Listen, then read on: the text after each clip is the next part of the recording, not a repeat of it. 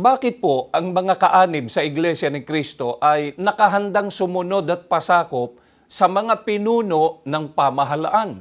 Ano po ba mga kaibigan ang itinuturo ng Biblia tungkol sa gobyerno o pamahalaan?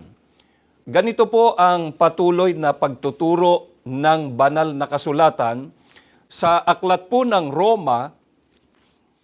Ang bawat tao'y pasakop sa mga pinuno ng pamahalaan, sapagkat walang pamamahalang hindi mula sa Diyos, at ang mga pamahalaang umiiral ay itinatag ng Diyos. Kaya nga, ang lumalaban sa pamahalaan ay lumalaban sa mga itinakda ng Diyos, at lalapatan ng parusa ang sinumang lumalaban. Ang mga pinuno ay dapat katakutan ng gumagawa ng masama, ngunit walang dapat ikatakot sa kanila ang gumagawa ng mabuti.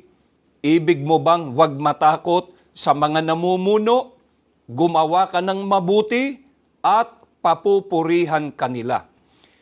Mga kaibigan, nilinaw po ni Apostol Pablo, at ito po ang aming sinasampalatayanan, na walang pamamahalang hindi mula sa Diyos, at ang mga pamamahalang umiiral ay itinatag ng Panginoon Diyos.